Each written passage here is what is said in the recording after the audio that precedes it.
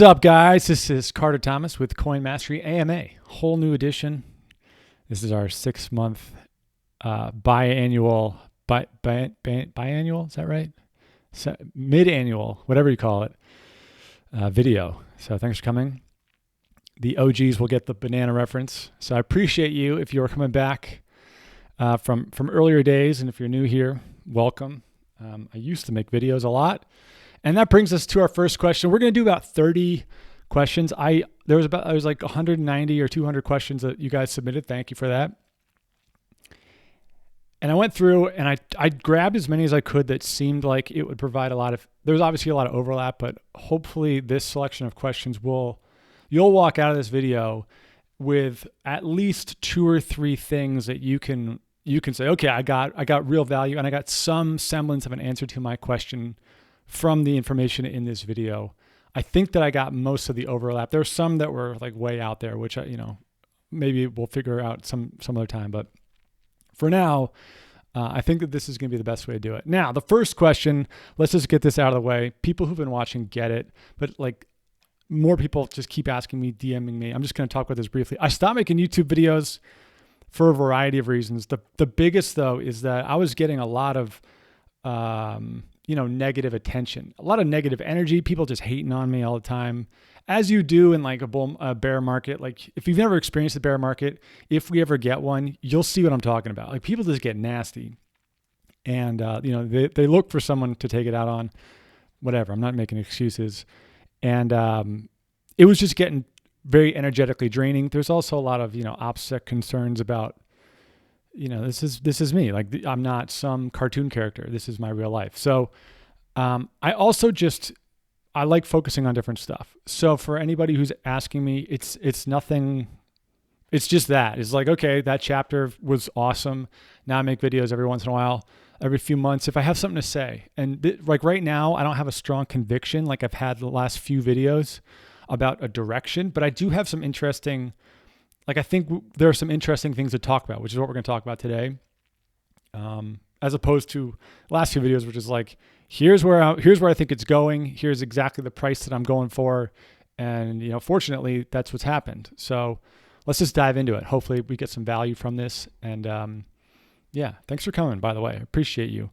Okay, so the first question, this is probably, I would say 50% of the questions that I got were some semblance of this question or some version of this question. How and when will we know if this is a super cycle or just another bull run with an 80% correction? So for anybody who doesn't know what that means, super cycle just means like this is it. Like we're on a one-stop shop. We're on a basically trajectory to infinity. I mean, maybe not infinity, but it's just going to keep going up forever. Like this is just an asset that's just going to keep going up for at least the foreseeable future. Let's call it the next decade, as opposed to following the traditional cycle reflexive thing where it goes up, it has a huge blow off top, and then you get these massive troughs, and then it goes up and then blows off. And we've had that 4 or 5 times since, I guess, 2012, give or take, right? Like depending on how you measure it. And so one of the big narratives now is like, we may be done with that. We may be just like, this may be the new, this is the new internet. And like, this is a new secular trend. And so I think that I think about this in 2 ways. And so why I don't have a clear yes or no answer on this or a definitive viewpoint on this is because I think you have to define what makes up a price. So when we think about a super cycle is it's a byproduct of price, right? Like that's how charts are made, right? It puts price onto a grid. And what is price made of? Well, it's a numerator and a denominator.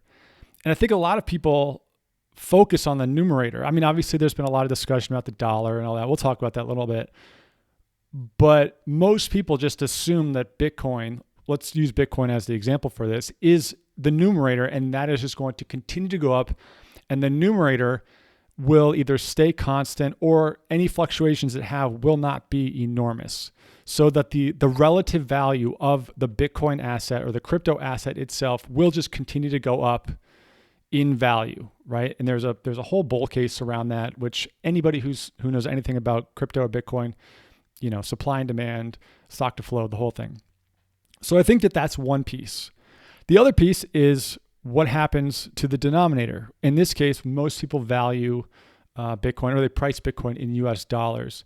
So if the numerator, if the relative value of Bitcoin kind of stays the same, but the dollar in this case drops off considerably, let's say we see a 20%, 30% drop off over the next 5-10 years, that would also create a super cycle.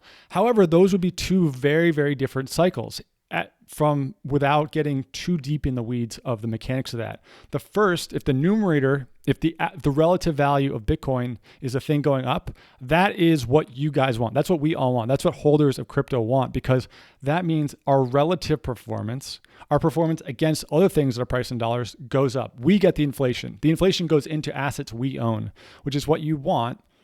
That's another way of calling it a bull market, right? Like that's what inflation is. Prices going up. If the super cycle is because the denominator is going down, which is what a lot of people think is going to happen, I'm not sure I do, that's not as good, because it's much harder to determine whether or not crypto or Bitcoin is the relative winner in a inflationary, like a massively inflationary environment, right? Like if the dollar keeps going down, we do not have as much, like the relative performance of Bitcoin and crypto, even if it's a super cycle, it doesn't matter because everything else is going up too. So the only thing that really matters is, it's not, are we in a super cycle and are we going to get an 80% correction or not? It's what's the relative performance going to be of crypto relative to everything else? Because it doesn't matter if we go up 100%, but prices of everything else go up 70% because the dollar dropped for everything, like that's a good gain, but it's a smaller gain. It's not 100% real gain. It's a 30% relative gain. And these are the ways you need to think about crypto and cryptocurrencies as we move forward into the future. Now, I think that because we're in the very early stages of a potential disruption of the financial plumbing, right? Like of digitization of new assets, my personal bias is that it's going to be a relative outperformance for the foreseeable future. But I do think that we could see some huge major pullbacks, specifically from any sort of regulatory shock. Like their markets, and like think about nature, right? The thing about crypto that's so amazing, as it relates to a trading or cycles, is that it mirrors the natural forces of the world better than anything else. You can make an argument why that's true, but let's just, for all intents and purposes, it's very natural. Like it has huge volatility, similar to the way nature works. Like volatile creates new change and moves things forward. Like nothing, there's no straight lines in nature. I think that's. I'm pretty sure that in nature there are no straight lines anywhere, and that's one of the kind of founding principles of crypto. And similarly, it's a very human, like biological mirror, in the sense that it mirrors the reflexive greed emotions very, very well. I don't think that that's going to go away. I think that that's very difficult to, like, you need huge amounts of money and you need huge incentives for markets not to have volatility, to dissipate volatility out of markets. So until crypto gets to that point, which it may well do, I don't think that you're going to be able to get big, huge moves and big outperformance without these big drawdowns. I just don't see how that could happen, because you don't see that in nature. I think that the only way you get these, like, it's only up, no risk, is if you wait long enough, or if enough money comes into it, enough regulation comes into it, where you give up the growth long term. So that's how I think about it. Where I'm going to look at this as like a trader. I'm going to look at this the way that I've been looking at cycles for the last 8 years or whatever it's been. But my time horizon for if this is going to succeed is much higher. Whereas in 2008, and even in 2020, in March 2020, there was a good moment where I was like, this may be like that may be it, right? When we had that deflationary 50% in 1 or 2 days, that got pretty close to being like, this may be like, we may have a huge problem here. Same in 2018 when it got down to 3,000, it was like, dude, this may be it. Or Ethereum getting down to $80. I have a much stronger conviction in the long term. So when it comes to Supercycle, it's more like a supercycle of conviction. It's less of a supercycle of price or of no drawdowns. It's just that, hey, if we have a drawdown, I'm not nearly as concerned about if it's going to survive or not. So that's a long way of saying it's complicated, because we're going to have terrifying drawdowns and sell-offs. It's not just like it's just going to grind up for 10 years. That's not going to happen.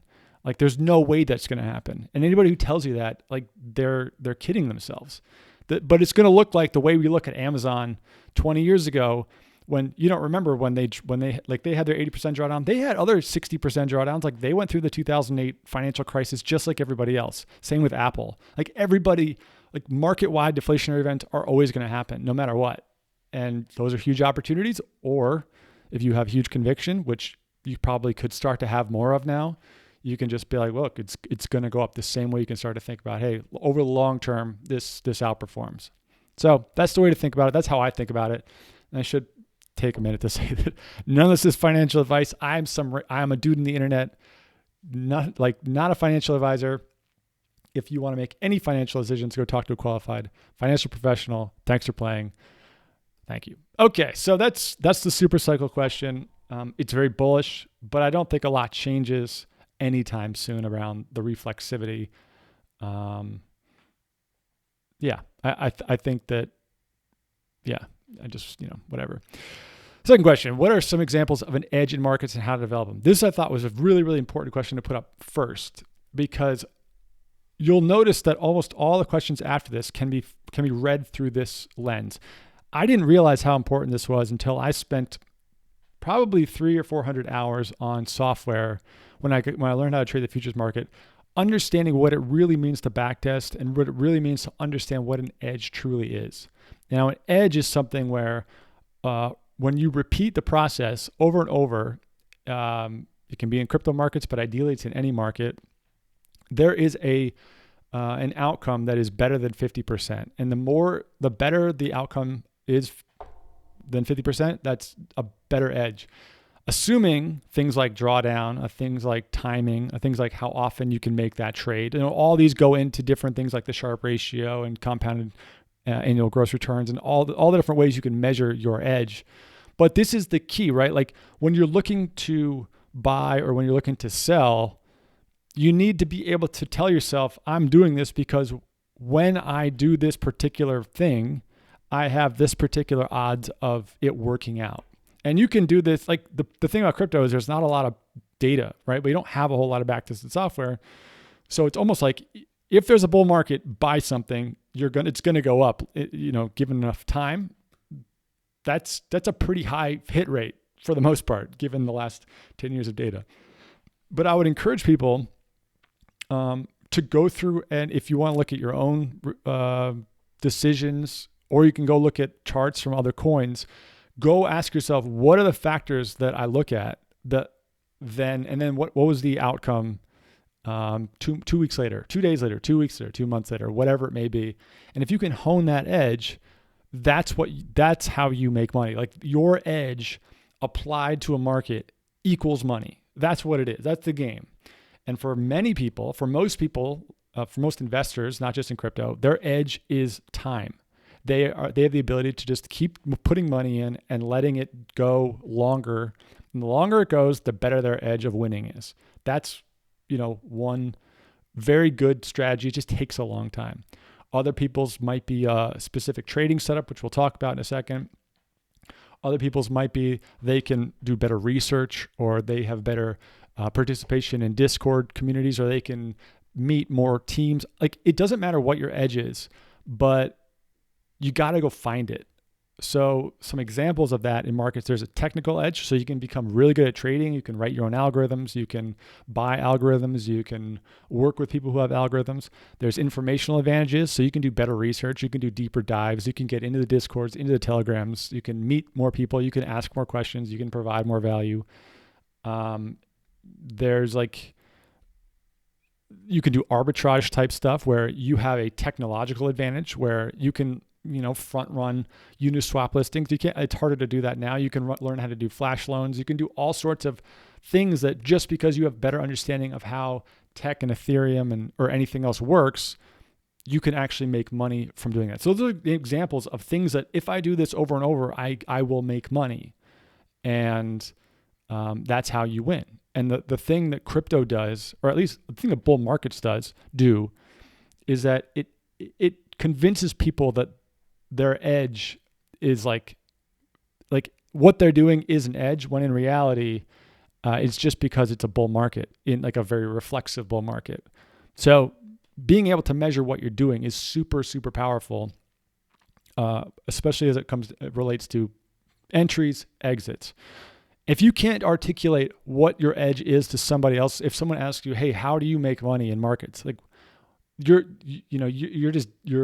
waiting to lose money. Like it's just a matter of time until you lose, because you don't know why you're making the money. And this is true in business. This is really true in like anything in life. But you got to be able to explain it to somebody else where, "Hey, I only invest in IDOs on Polkadot because I know that with this tokenomics, and if I get in this early, 8 out of the last 8 have been profitable. And that's my edge. Like I can get into these things faster." I'm not saying I can do that, but if that's your thing, that's an edge. Or if you have the ability to trade, whatever it is, you got to be able to explain it to people. And that's the game. That is the game, period. Is just find that edge. Whatever that thing is, it's got to be one thing. You find out what works for you, and then just go and do that thing over and over. All right. If yields keep rising, this should be good for gold, but it's falling. If we are in an inflationary environment that people are dumping their bonds, why are they not? But these questions kind of jump around, as you can imagine. So I'm just going to go with it. Why are they not buying gold and silver? What would be a good hedge if yields continue to rise, yet so much liquidity in the market? Thank you. I actually don't really believe in inflation hedges. I think it's not really a thing, because I think that why would you buy an inflation hedge when in reality you should just go buy the thing that the prices are going up in, right? Like if you look at CPI, which is not really it's going up a little bit. Relatively it's going up a lot, but like absolute values, it's not going up very much. Meaning like 2.2%, 2 to 2.2 is 10%. That's a huge gain, but relatively or absolute terms, that's only 20 basis points. That's not a crazy amount. So what I would tell somebody, if we get reflation, which we kind of have right now, but it's not really strong reflation. If we get to inflation, go buy the things that prices are going up in. Like if food prices are going up, go buy food companies that, deal with food, like food suppliers or grocery stores or anybody who makes more money because of higher food prices. Go buy those companies, go buy those stocks. If real estate, obviously massively inflationary right now, prices of real estate are going through the roof. Go buy REITs or go buy, go on like what do they call, like Yield Street or any of these peer-to-peer group lending platforms. I'm not endorsing any of these, but there's ways to go do group deals into real estate. Go buy a house. I mean, that's an inflation play, because that is the thing that's inflating. Whereas gold, if you actually do the back testing, gold actually doesn't really do very well in inflation. It does really well in environments when people think that inflation is coming. So it actually does really well when deflation is happening, but people are like, this can't last for long. Inflation's going to happen. That's when gold typically does the best, because people are preparing for it. But when inflation actually hits, the money goes into like the things that are expensive. Like that's where the money goes. And that's what you want to be investing in, right? The things that people are just going to they're going to need to keep paying for it. And if you can get investments in something that people need to keep paying for, and that company has pricing power, that's like the golden goose, where people, even if they raise prices, people will keep paying. That's really the name of the game. That's my take, at least. I just don't really believe that precious metals or I mean, you could potentially short bonds, like that's a pure play, but that's more advanced. Like you got to have futures or at the very least an options account. Okay, switching back to DeFi, what are the most interesting DeFi developments and what projects in crypto can help materialize this opportunity? The most interesting DeFi developments are definitely Uniswap version 3 was announced yesterday. Today is March 24th. So it was announced yesterday. I think that what's going to happen with these automated market makers is super interesting because that's really like that liquidity is like the foundational layer of all things in finance. Without liquidity, nothing really matters. So if the automated market makers type of like how the liquidity pools are built out and like who's supplying what, that's the most interesting thing because nobody really knows who's going to win that race. Like, is it going to be Aave? Is it going to be, someone like Compound? Is it going to be someone like, how is Sushi and Uniswap going to fit into that market? Like, nobody really knows how the liquidity is going to work. So I think that that's going to be super interesting to try to figure out because as it gets bigger, do the yields go down? As Uniswap v3, like what's going to happen to the overall yields for liquidity providers because the way that the cost efficiency works, like that's going to make a big difference. So that's like everything else, like all the things that are coming out on DeFi, they all hinge on a viable and sustainable liquidity environment. So once that gets figured out, then you can really get excited, and you can go down the list, right? Like, just look at what the exciting things in the banking sector are, the financial sector are. So obviously you got the equity world, or not even equity, just like the trading world, like the brokerage world.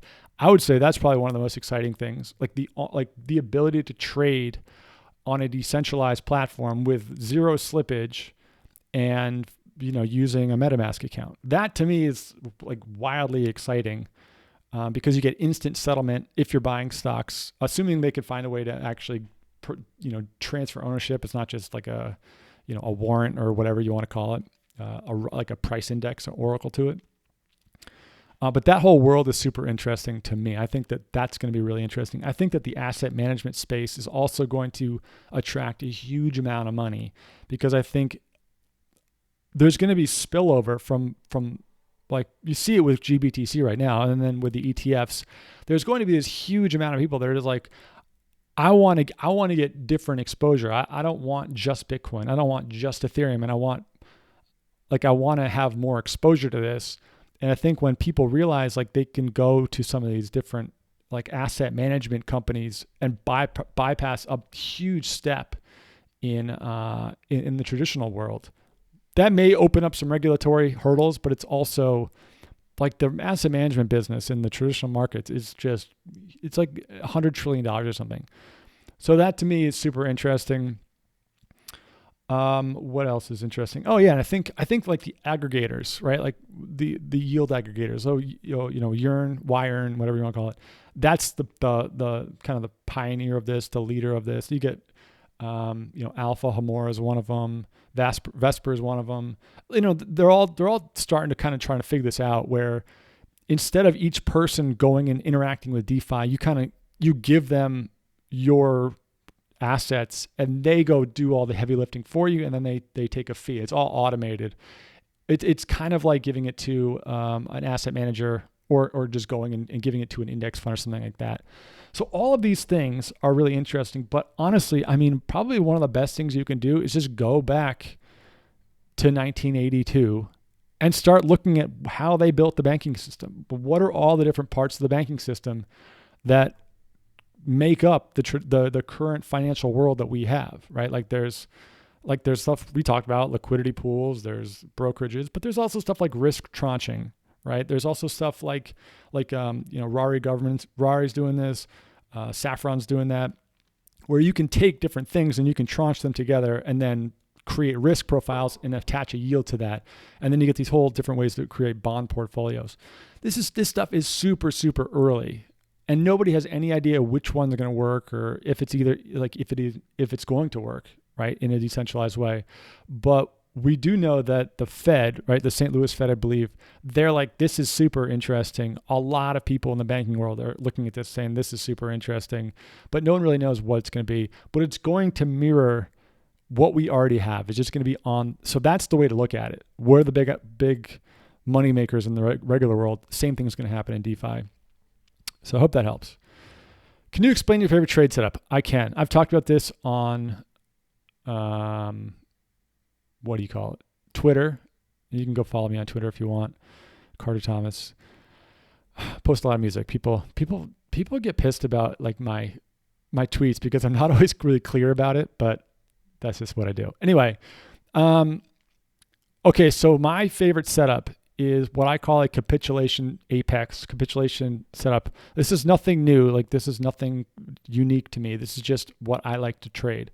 So you can see this is not the perfect setup, but this is going to do something. Price is going down, so there's obviously a lot of selling. And you notice I don't use colors because it doesn't really matter. Like, colors kind of get in the way for me. It's all black and white. What happens is, as this goes down, what you want to see is an increase in volume, and you want to see the volume ideally have the apex, the highest volume, at the lowest bar. So as you see the volume, usually after the third, fourth, fifth bar of increasing volume, this can be on 5 minute, it can be on the daily, it can be on any time frame. You'll see it. The pattern is the same, and some setups are better than others. As the volume is increasing, what you look for is this bar right here, which is not a perfect bar, but what we call a reversal. I mean, on candles, I don't know what the Japanese candlestick terminology is, like what the Doji coin or Dragonfly or whatever it may be, but the close of the bar is ideally at the top, the top 10% of this bar, right? And when that happens, and you've got very, very like building volume at the lows, the chances of getting a reversal, I mean, my best back testing of this is like an 80-85% setup. It doesn't work every time, but if you get it right, like the chances of it trading higher than the middle point of this particular bar at some point in the next like 25 bars is very, very good. Not always, but so that trade setup. Like, I will buy that all day, every day, right? And then let it play out. Often what happens is you get an immediate bounce, and then it comes down, and then it retests it, and then you get the big move off of it, and you can add to your position in that sense. But that's the trade setup that I look for. Again, you can do this on the hourly, you can do this on the daily, whatever you want. You'll see it everywhere. Very, very high conviction. It can be a little terrifying if you're not used to it, but it works really well for me. And give it a shot if you want. Please, if I can choose to invest $200 today on 5 altcoins, which can you advise? I'll take your advice as a non-financial advice. Please let me know your view. More experienced person in the field. Well, let's see here. The answer is, I would say it's better to not try to find 5 altcoins if you have $200 on 5 altcoins. I would take that and I would put $500 on Ethereum and I'd put $500 on Bitcoin, because you just going back to the edge thing, like you just don't have an edge. There's no, even if I sat here and I said, oh, you should go buy this coin because I have so much conviction in it. Like, your edge is your trust in me. And that is not an edge. I hate to break it to you. I mean, it doesn't matter who you're listening to. Nobody is your friend in markets. As even if like maybe if you're paying them, like they've got your back, but which isn't a bad idea. I actually don't think that that's a bad idea at all, but some people do. And so I would tell you, look, go buy $500 Bitcoin, $500 Ethereum. Maybe go, find like a higher time frame and wait for this kind of setup, and then you deploy it just to get near a low or something.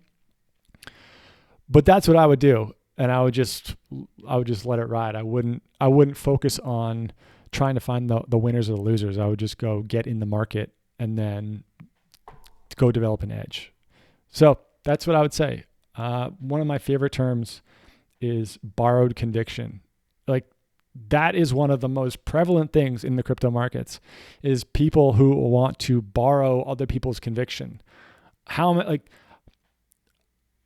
been guilty of this myself, but there are people who are watching this and listening to this right now that want me so bad to say, I'm going to tell you about the coin. Like, this is the protocol that I've done all my research on. This is the one. Like, this is the thing that's going to go to 20x. Like, here's the coin. People want that so bad because they don't have that conviction yet. And they want to have it so badly, like they want someone to give it to them. And so they go on Twitter, they go on Telegram, they go on Discord, like looking for somebody to please give me some certainty in these markets so that I can make it big, so that I can have this shot. And that is such a dangerous place to be.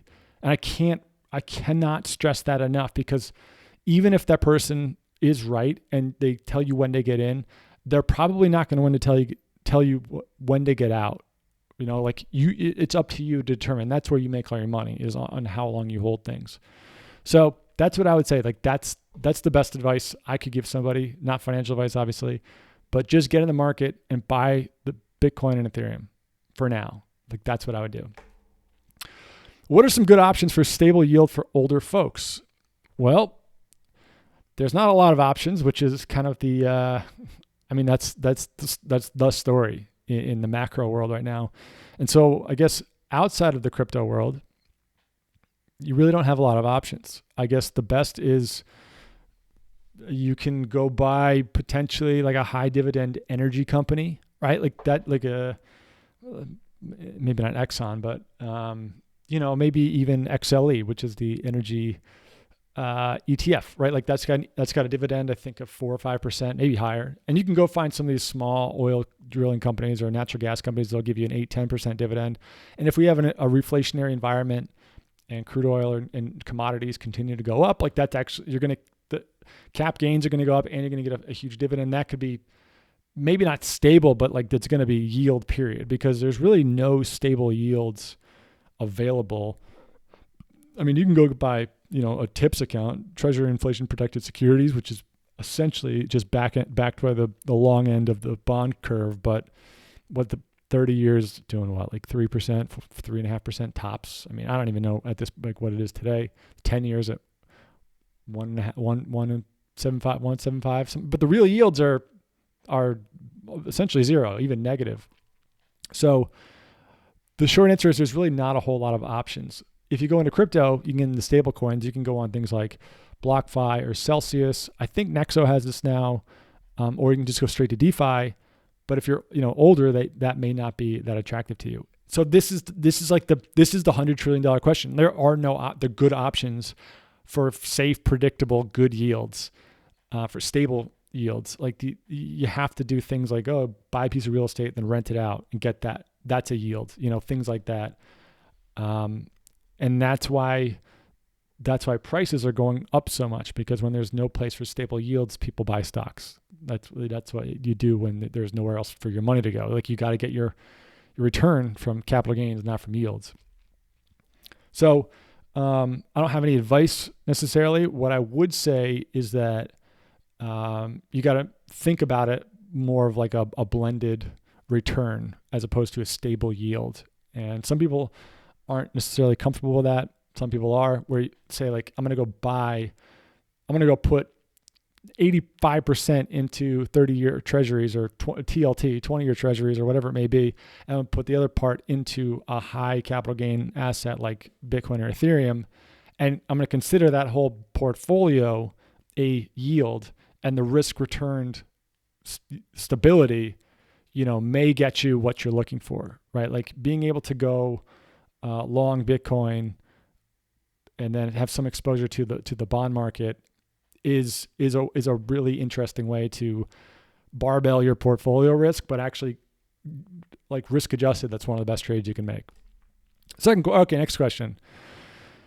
In your opinion, what's the best way to transition from traditional finances to crypto full time? Do you think it's a good idea? I think that it's a very, very good idea. If I was starting over and I didn't have 10 years of online marketing and business, because I built a bunch of companies, I sold a bunch of companies, and that I got into crypto kind of 2013 was when I started to get into it. And then 2016 is when I went all in. And if I had not been burnt out from like doing all these different things. And I was, I'm just in a different phase of my life at this point with where I'm at. I would definitely try to start a digital crypto asset fund.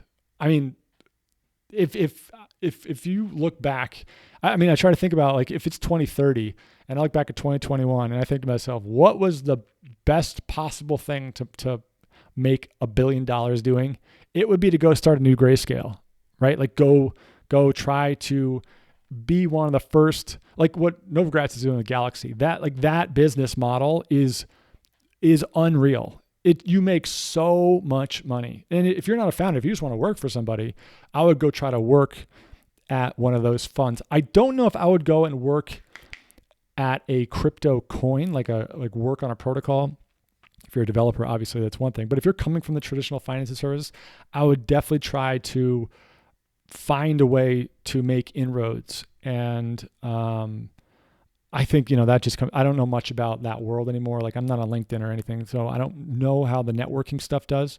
But, go hit up Rob Paone, Crypto Bobby. Go hit him up. He's got his company Proof of Talent. He's a recruiter. He can definitely hook you up or at least point you in the right direction. But his business is going through the roof. It is, if you're not in the market, you want to be selling the pitchforks to people, to the 10 billion or 100 million people that are sitting at home being like, I got $5 million in my retirement account.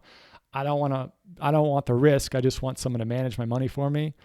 That is the thing. Like that is the money maker if you're not in the crypto markets. Now the crypto markets themselves, owning like as investors and traders, is in my opinion the best risk adjusted return opportunity imaginable.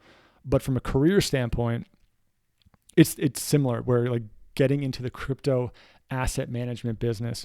Go look at some of these asset managers who have, let's say $500 million, $1 billion asset under management. The second they start offering crypto products, which they barely can because there's almost nothing available, that's the number one thing their clients request. Like this, it's just so obvious to me.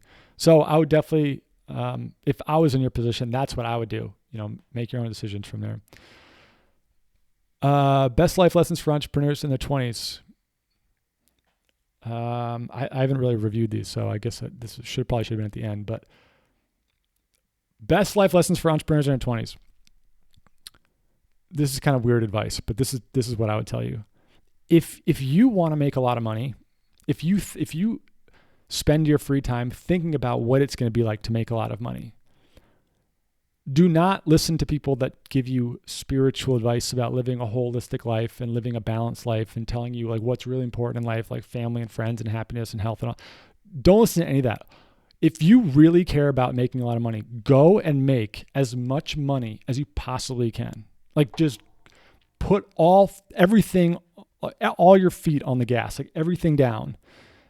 Because what's going to happen is if you don't understand, if you don't experience what it's like to make a lot of money and to have a lot of money and then to go spend a lot of money on all the things that you thought this money was going to do for you, you will spend the next 50 years of your life being like, oh man, like if only I had another 5 million or another 10 million and I could do this and then this, it's just going to drive you crazy. And I know for myself, I wanted to make a lot of money and I was fortunate to make a lot of money. I made money, I lost all my money, then I made it and I lost it and I made it back. And in the process, I experienced so many things that I really wanted to experience. Traveled the world multiple times with all my friends. Went to all the parties, through some of the biggest parties imaginable, which were, it was awesome. Like it was so fun. Spent hundreds and hundreds of thousands of dollars, if not millions of dollars, just like living, like just enjoying life. And now I don't have that desire anymore. I don't care about making $1 billion. I don't care about all the things that a lot of people do care about. Like money doesn't have that control over me anymore because I know what it's like to have it, to feel the grip, like to feel it in your bank account, to feel it, the power that it can give you, the powers in air quotes. But that's that's what I would tell you. And, there's for everything else, there's a book. Like if you want to Go read business books. They've got all the advice that you need. Like, oh, go network and get better habits and, learn how to sell and write better copy. Like, there's all that shit's on go get books. But if I could give you one thing from my experience, it's that. The other thing I'll tell you, which I mentioned once in a video a long time ago, some of you may have heard this, but I'll repeat it because the story is really good. One of my business partners back in 2013-ish, 14, I don't know, whenever, we built an app, raised a bunch of money, like a couple $1 million, and he had built a huge internet company in the 90s, and he had made like, I think $300 or $400 million when he was 28, 26, something like that.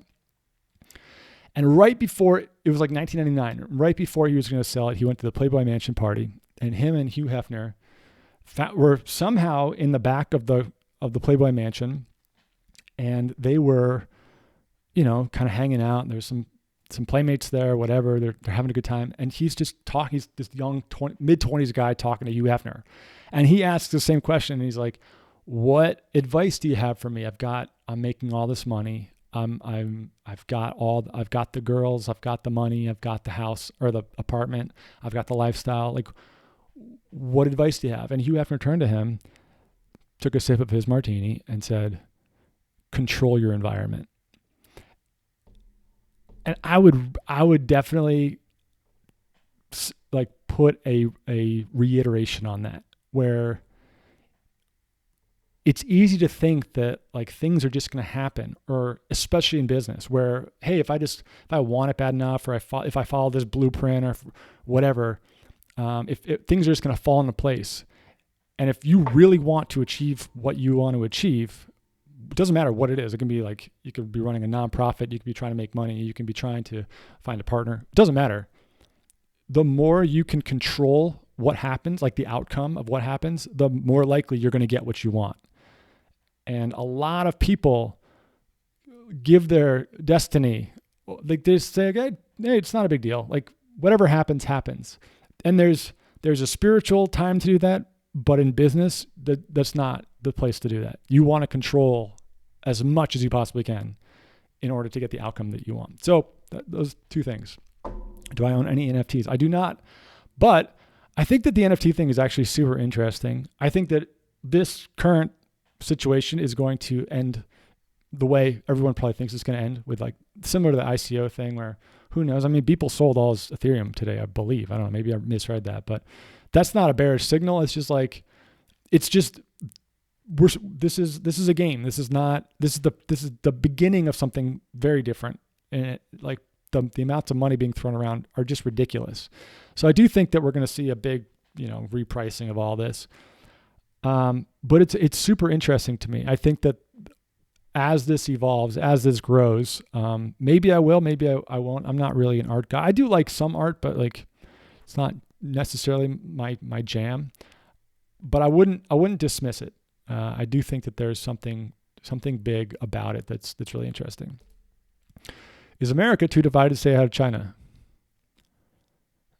I don't know if that's necessarily the way I would think about it. I would think about like, how do you measure ahead? I think in terms of like global superpowers or currencies, you can make a case either way. I don't think we really know yet. I think that when you look at history, the U.S. is not on a trajectory that ends well. I think that's fair to say, but I don't think we've gone past the point of no return. I think we're pretty close, to be perfectly honest. But I think that if anything, you're just going to see more localization. You're going to see people identifying less with their countries and more with their communities. And those communities may become countries.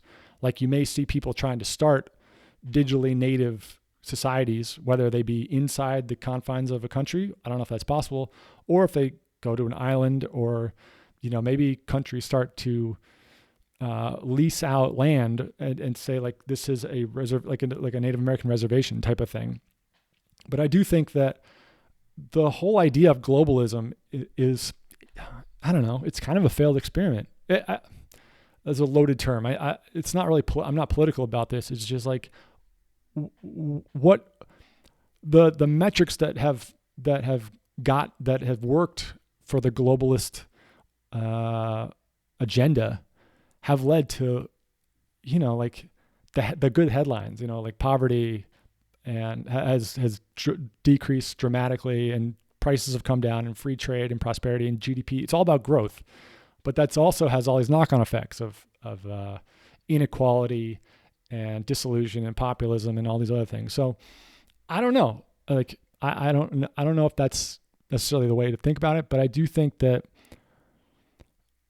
there's a lot of opportunity in governance, in revolutionizing governments. And we're seeing that in crypto, right? Like we're seeing people trying to figure out corporate governance that's what a lot of these governance tokens are, is the ability to vote on different proposals and participate in the actual protocol.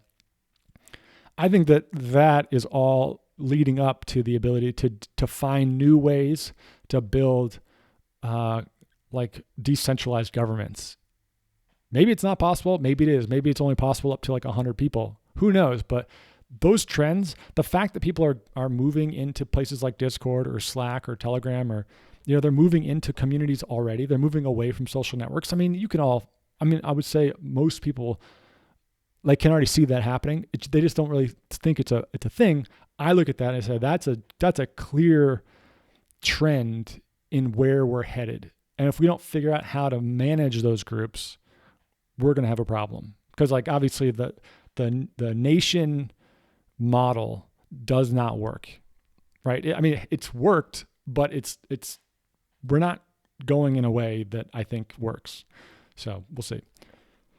Do you have a checklist or any process prepared to how you evaluate that we are near the top of the bull run, and is a good idea to scale on stable coins? I mean, crypto, however, that you will be more related to risk on assets. How do you play this game at the end? Fiat, stable coins, physical gold properties.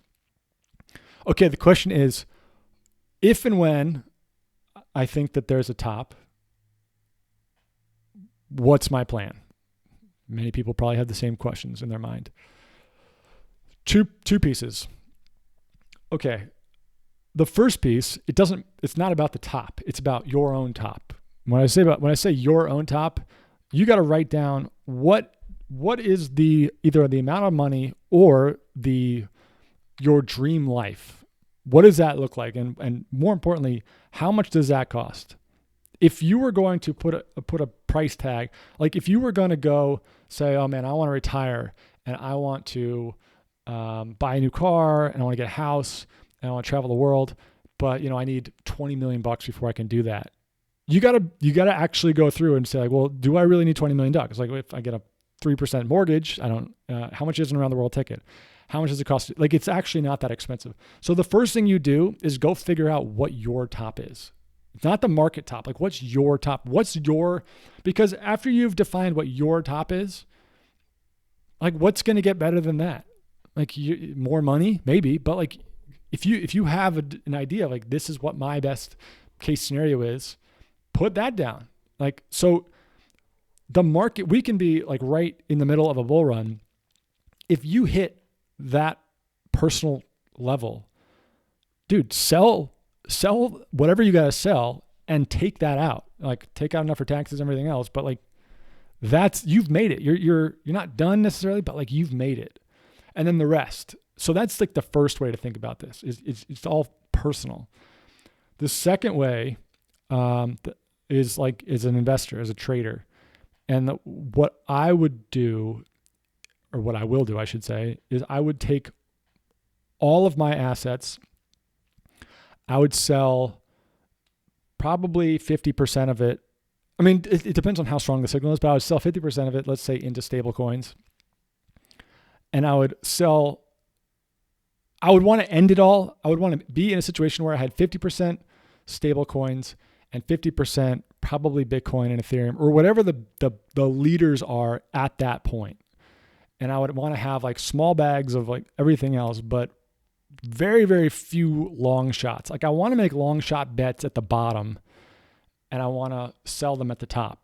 I don't want to hold long shot bets at the top. I want to own the things that I have the highest conviction at the top and be able to be like, listen, okay, I got 2 years till this comes back or whatever it may be.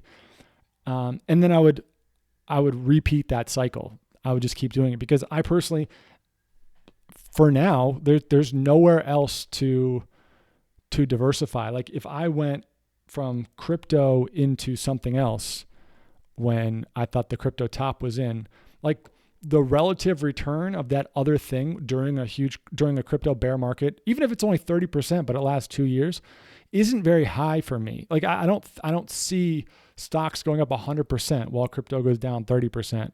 I think that for peace of mind, just being able to sit on cash and put it probably into, some DeFi protocol or something to get just yields off of it is what I would do. It's like cash, crypto, and then, have a stock portfolio for just because, there's other things that are interesting that I want to invest in. I wouldn't really get into anything. I would only buy properties for me personally because I really like them. I don't have any interest in buying and managing and flipping properties. That to me is not at all interesting. Some people love it and they make hundreds of millions of dollars. They should do that. That's not my thing. My thing is riding crypto cycles and living a really fun life. Like that's what I do. I love it. And I'm not really interested in making my life more complicated. I don't want to spend all my time thinking about investments. So that's just my personal thing. How do you balance a laid back attitude with the ability to decide on and take risks? I don't know if this is like directed at me or not. I'm not sure I'm like totally laid back, but I'm probably less in your face than a lot of people. So I understand what you're saying. How do you balance a laid back attitude with the ability to decide on and take risks? I think that,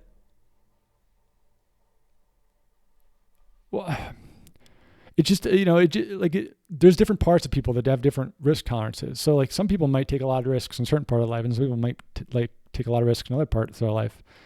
And so I think the way I look at it comes from more of a spiritual standpoint where especially as I get older, I keep coming back to this idea, like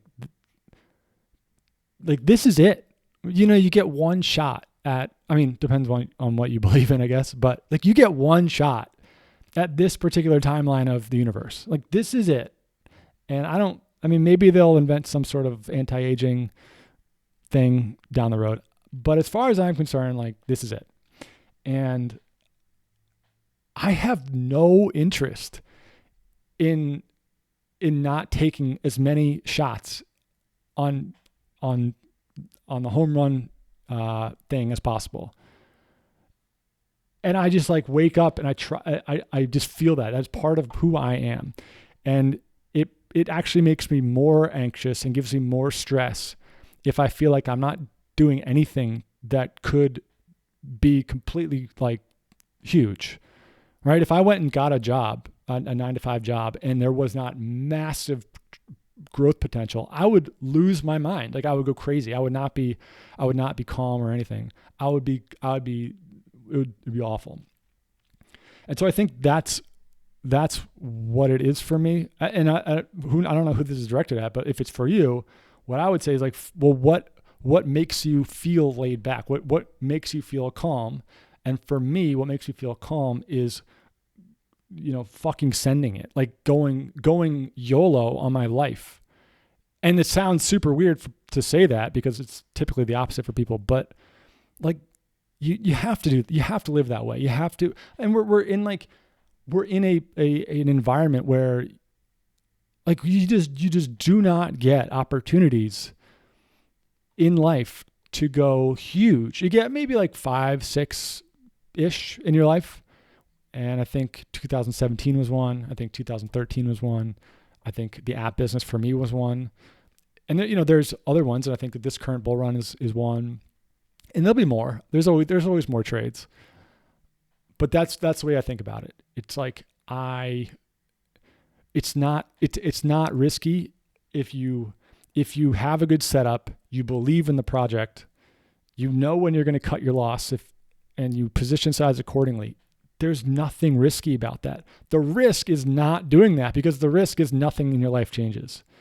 And so to me, that's like, it's a very empowering feeling. So I hope that makes sense. But that's how I think about risk. There's a huge risk in not taking risk, if that makes sense. Probably going to answer this, but anyways, taking profits on the way up and buying dips. I don't have a ton of money, but I'm around 40 coins. We'll see on Uniswap. If I wanted to move in and out of those positions quickly on rises, buy more sharp drops. Often look at high gas fees. So just so much so that it would almost be not worth it and just easier to hold. Any suggestions, or just wait to V3 or bite the bullet and pay the gas? So this is a great example of knowing your edge. So this person's asking, I got 40 positions. Going in and out, especially on Ethereum, is very expensive, and that just eats away at your bottom line. If you don't have a couple $100,000 in your position sizes, like, you're going to get smoked on Ethereum fees. So I would ask you, like what do the numbers look like? If you're selling every time it goes up 100% and you're making $25,000 and you're paying $100 in gas, dude, that's cool. If you're making $100 and you're paying $25 in gas, obviously that's a problem. So maybe make a spreadsheet and try to understand, what's my ROI? How much am I making? How much am I paying? What would happen if, when I started this process, if I had just bought Ethereum? What would happen if I had just held on to these coins? And just start to put the numbers next to each other. Without knowing what the coins are,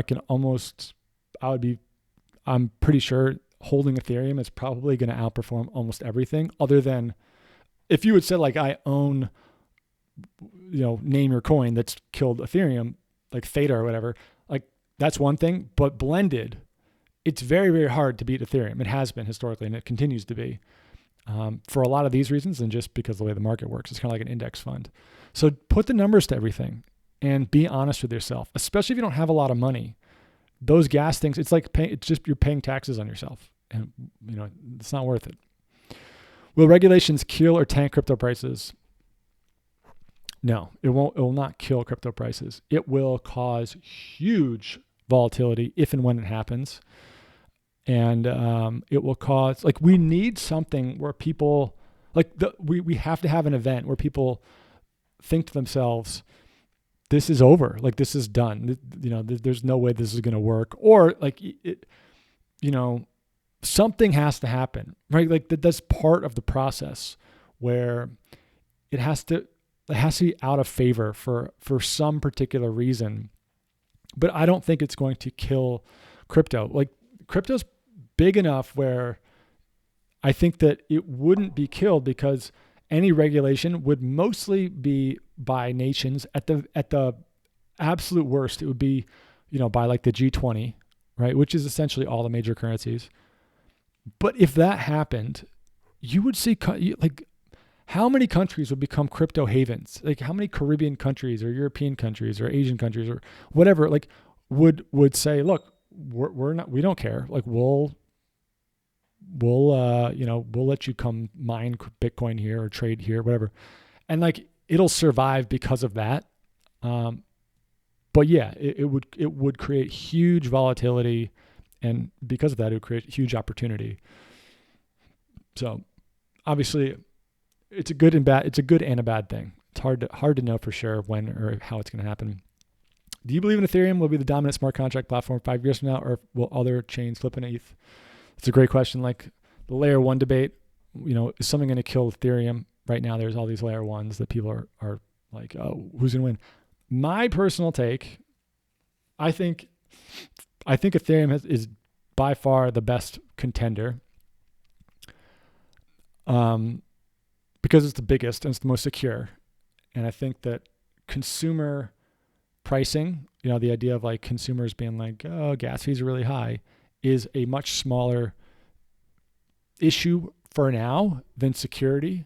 I think security is the thing in crypto. That without security, this whole idea of a decentralized system does not work. So you have to have the biggest, strongest, in many ways the most inefficient, to bring in the most money, which is counterintuitive. I don't think that we're necessarily going to see one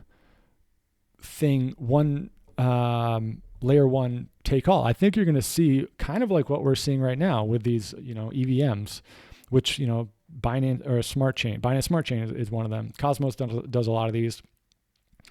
Tron to a certain extent is one of them, where they essentially copy the framework, and then Phantom is one, and then you you build your own ecosystem, but you tailor it for some specific thing. So Binance Smart Chain is fast and it's cheap, but it's more centralized.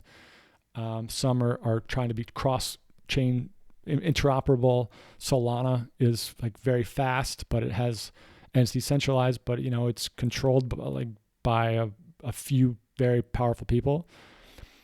I don't think that any one of them is necessarily going to be like these win and everyone else loses. I think that you're going to see a lot of companies, like businesses, release their own layer one protocols where like everything happens on the JP Morgan chain, and then maybe they settle it on either Ethereum or Bitcoin, like the way a ZK rollup would work, or even a layer 2 solution. But that's not necessarily a huge value in the Ethereum. Like it doesn't necessarily drive a lot of ETH usage, but it grows the ecosystem. So my personal bet is I think Ethereum's the biggest bet because it for all the reasons I just said. And then you probably want to own, if you have enough funds, like $1,000 or whatever, like a small amount of all the other ones. Because if they do go big, they're going to go massive. Like they're going to go 100x from here. So, but if they don't, you didn't really put a lot of money into it. So that's the way I think about it. I think it's really, it's so speculative to try to put any semblance of money into anything other than Ethereum for this particular narrative, because we just haven't seen it being done yet. So far, the cycle has been a little different than with alt season. It seems as if it was Bitcoin to DeFi to Ethereum to DeFi, but I haven't seen the true alt season yet. Will we see a massive alt season with BTC rising so much? This is something that I was thinking about this the other day. I think we have had a big alt season. I think that when I look back at 2017, I think what happened is that we had coins that did 10, 20, sometimes 50x, but it happened in 2 weeks. Like it all happened in basically December and January, at the end of 2017, early 2018. And when you have something go 30x in 2 weeks versus when you see something go 30x in a year, it is a completely different experience. And I think that is why this feels so different. We're getting the same growth. We're seeing the same like 10x's, 20x's. It's just that it doesn't happen in a week. I mean, sometimes it does. Some of these Polkadot IDOs do that, but like it's this, the same thing is happening. And so it's just like the whole thing got stretched out. It's not compressed into a very, very small amount of time.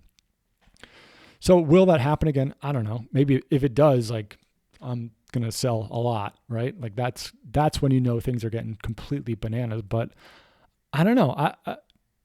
I don't think that the environment is quite as crazy as what ICOs were. I mean, I remember with ICOs every day, I was in groups with people like sending millions and millions of dollars worth of Ethereum into random stuff every single day. Kind of like what the NFT thing is right now, but much, much bigger. Like all the time, over and over and over. And when those started to materialize, like it just like went absolutely crazy. So I don't know. Until we see a reason for people to start spending millions of dollars every single day, I don't think you're going to see that hockey stick. If we do, that's probably a very good signal to be like, let's get out of here. But I think you're just going to keep seeing people be like, wow, this is actually very useful and I'm making some money off this. This is a really good protocol. So it's just a different market because the timing is different. The way that the money is entering the system is very, very different than it used to be. Best place to live in the U.S. and benefit on taxes. Very subjective. Best place to live for taxes is obviously the zero tax states. So Florida, Texas, Wyoming, Nevada, North Dakota, I think.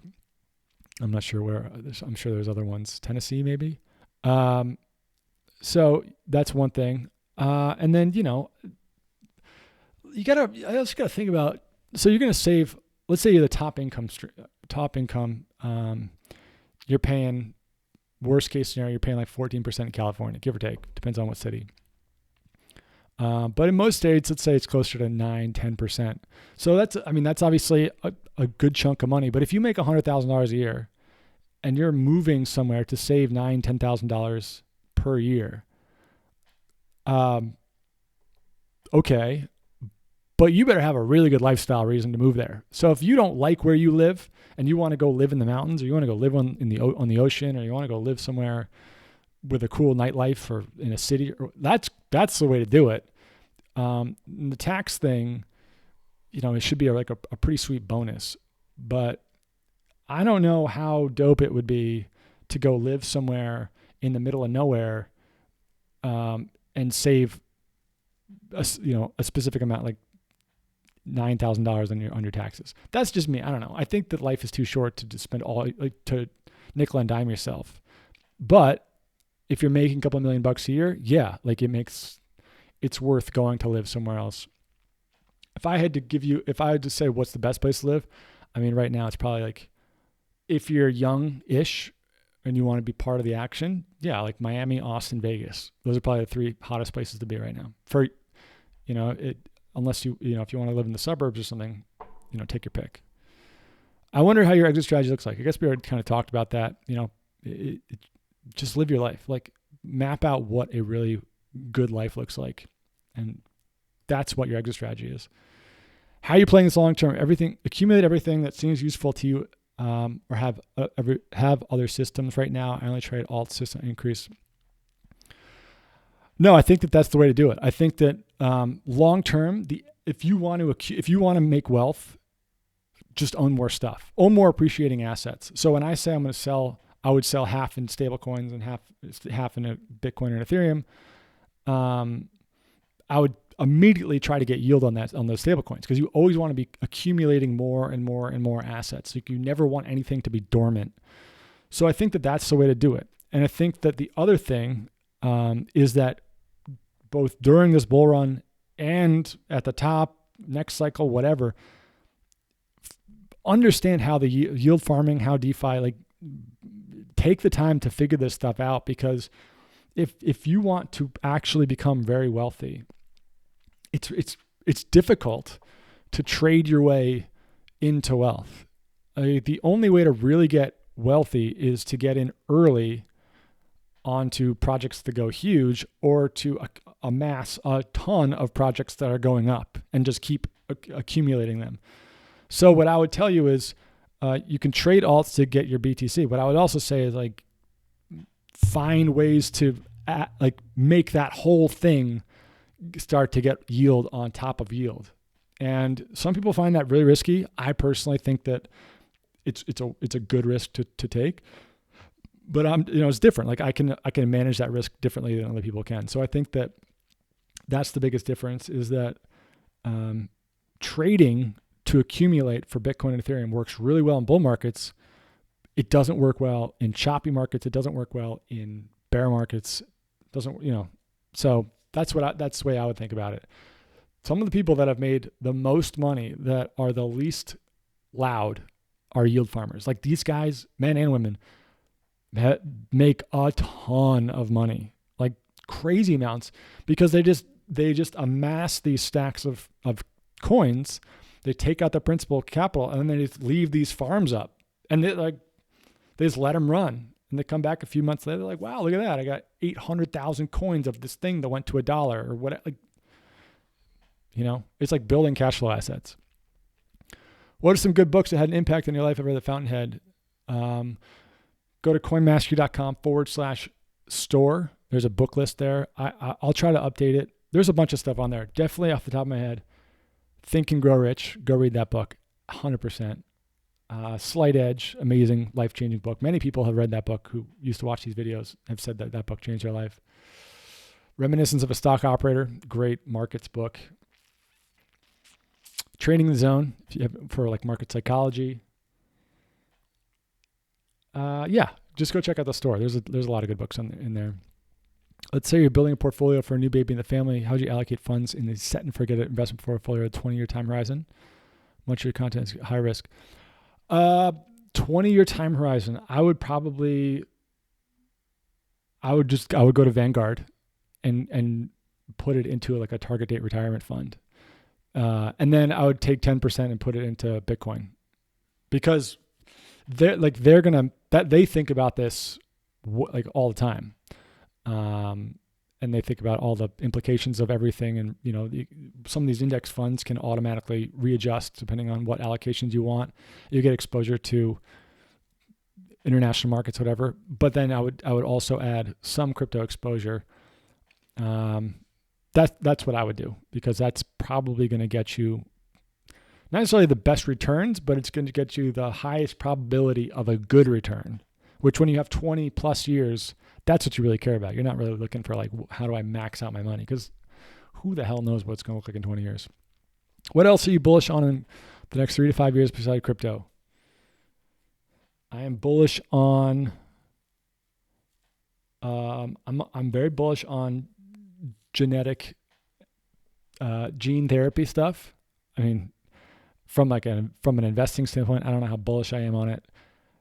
It's a double-edged sword, but that's typically how like the craziest hockey sticks in humanity happen. The things that are like, it could go either way on how good it is for humanity. So gene therapy, things like CRISPR, and the idea of gene modification, because I think that we look at what we just went through in the world with health, and I think that there's going to be a big thing that comes out of this where people are like, why are we doing all this treatment-based healthcare? Why not, instead of doing preventative healthcare, like right now, there's obviously this huge health movement. There has been for the last 20 years of fitness and yoga and eating well or whatever. I think that a vast majority of people will opt to just be like, well, why don't you just like tweak my genes so that I can lose 100 pounds or what, I can build a lot more muscle. I think that that's a much more lucrative strategy than trying to convince people to like change their habits, which isn't going to happen. So gene therapy, I think 3D printing is going to be ridiculous. Like 3D printing of houses, 3D printing of, computer parts, like literally anything, cars, whatever. Like manufacturing, like that is the next huge disruption. Labor, because that's the thing, right? I mean, materials and labor. And then on the other side, I think anything with the supply chain risk. So commodities, maybe the ones that have huge supply chain risk, I think are like lumber is a good example of that, where it's heavy and bulky and necessary and things like that. I think food is going to go up a lot. So anything related to the food supply chain is probably a very bullish bet. But going back to what we said about inflation, what are people going to spend money on, even if the prices go up, right? Like they're going to continue. People will spend money on making themselves feel better. They'll spend money on a better future for themselves or for their family, especially rich people. People are always going to be spending money on food. So like that's the way to think about it, because some things are going to get very deflationary. Some things are going to get very inflationary. Nobody knows. How you take emotions out of investment. Consider yourself a rational person, but found that investing isn't as easy as I thought it would be. Always feels like I have money to lose and not to gain. Easiest answer is that you just gotta use smaller position sizes. That almost always solves the emotional component of an investment. It's not that the investment isn't. It's just that you've got too much on the line. And that's a hard pill to swallow, because often, it's like if your life you'll be life changing if you got that gain, and the more the gain would be life changing, the more you're not going to be able to sleep at night, and the more likely you are to puke your position at the lows. So that's the first thing to do, and it's the last thing that people do, because they think by making positions smaller, that makes their gains smaller. But the way markets work, at least, I mean, crypto, but definitely with the equity markets, it's position size is a much smaller piece of the puzzle as versus time spent in the market. So instead of asking yourself, how much can I invest now that's going to make me X amount when it hits this price? And more like, how much can I invest where I could turn my computer off for 6 months and not think twice about it. That's how you make big money. Like you don't touch stuff that's good. That's it. But it is. It's a hard game. Is it worth timing the crypto market given the history of Bitcoin, the waves, and the stock to flow model? Is it worth holding off investing into the bull market now and potentially getting high returns when investing in the bear market? It's worth timing the crypto market if you are willing to make timing the crypto market basically a part-time job, or you're willing to pay somebody who's going to tell you when to buy and sell. And you got to pay them a lot of money because that's very valuable information for somebody who's got reliable edge. So it's usually worth it if especially if you live in a tax advantaged location, a tax advantaged country or a tax advantaged state, timing and trading, if you have an edge, usually you can compound your wealth a lot faster. If you don't, if you like I tweeted this a while ago, if you don't know when to sell at the top, if you don't have this is what the top looks like, you're not going to be able to buy the bottom. So when you go back historically and say, oh, well, it dropped 80%, you're like, yeah, but were you going to buy 80% down? No, you'd probably wait until it went up 25% and be like, fuck, I got to buy it. It would only have gone down 50%. It's very hard to sell the top and buy the bottom, even though in hindsight, it's like, oh, obviously that was the bottom. So I think that's the thing to think about, where it's worth it. It's very hard to do. It's possible. If you're going to do it, usually the best way to do it is either make it a part-time thing or pay people to tell you when.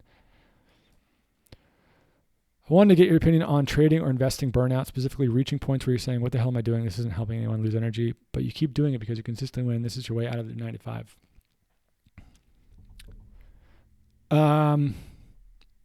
It's a good question. So if you currently have a 9 to 5 and you're trading to get out of that 9 to 5, there's obviously something that you either don't like about the 9 to 5 or something that you believe is better on the other side of that 9 to 5. And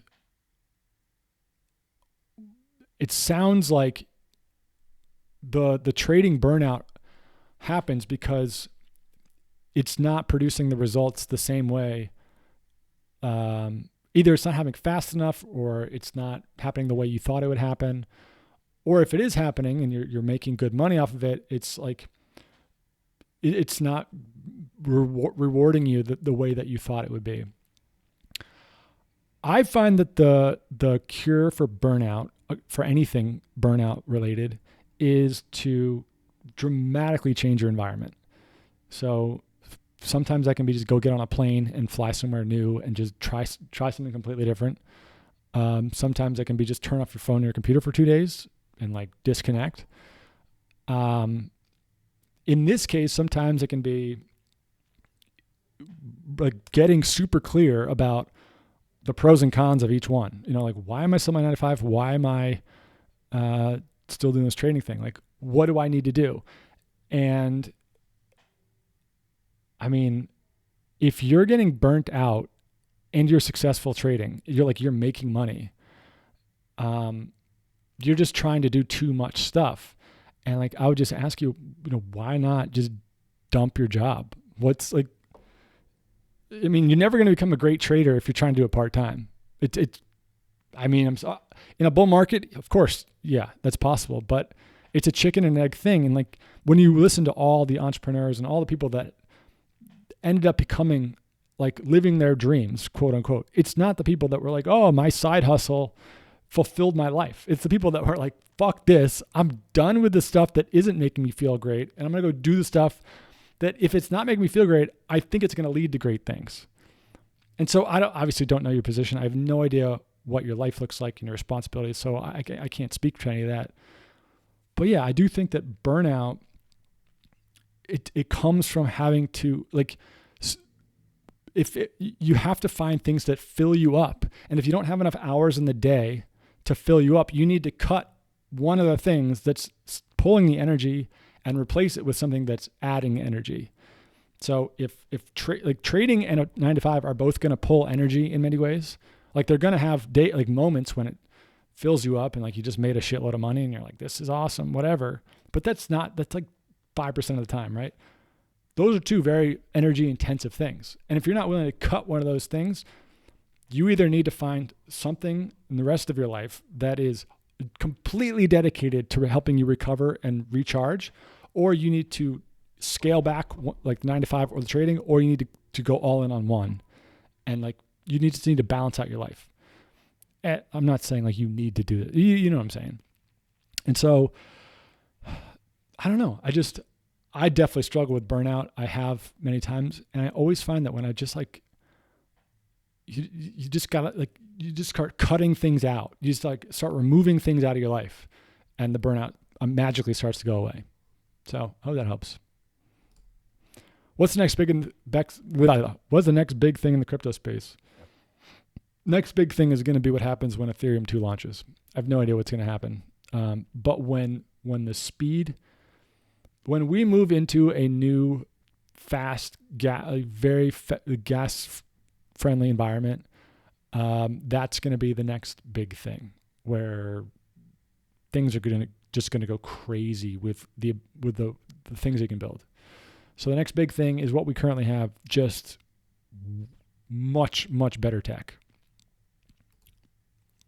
What is the most telling indicator you use to determine if markets use a buyer exhaustion?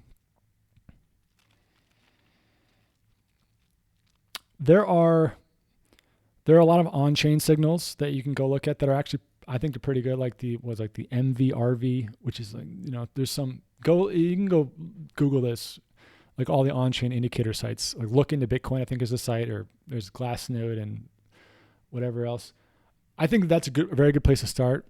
I think that there are very telltale signs, like in reflexive markets, like in the equity markets, like major market tops tend to, you see the ranges start to get a little smaller, like things just start to kind of,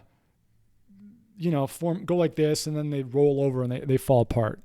Whereas on reflexive blow-off tops, like the ranges actually get bigger at the top, which is what we've seen in crypto every single time. We've never really seen a kind of like a no big deal top. Assuming that this is going to be a reflexive top, at least for most of the coins, it probably will be a blow-off top. What you're going to look for is you look at the daily or weekly candles, and you want to see the biggest candles at the top, biggest bars, whatever you look at. And then you want to see a huge reversal pattern with the biggest bars at the top.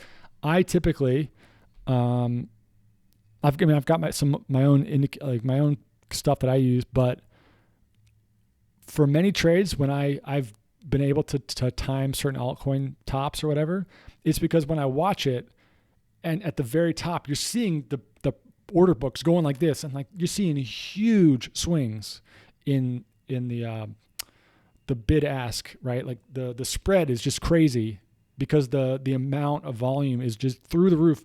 And so the ranges are just like massive at the top. That's usually in crypto an interesting way to, like, if that confluences with all sorts of on-chain metrics and my own code and everything else, that's like, this is probably a top. If we don't, like, assuming we get a blow off, and I think most altcoins probably will. So I think that's it. I think the other ones are just pretty, it's one of my most popular tweets ever was the 2 rules in crypto. Buy when you think you're going to throw up and it's going to go down forever, and sell when you actually start to believe you're going to get rich. That feeling when you look at it and you're like, holy shit, this is actually going to happen. Like I'm finally going to get rich. That is an unbelievable indicator historically for myself and for other people, where as soon as you start to feel like that and you start to realize, like, dude, my dreams are coming true. Dude, you better sell something, because that is what markets feed on at the top. What are your current thoughts we may glean about the larger macro events around the world affecting markets, vaccines, deployed market quarters, politics? I think that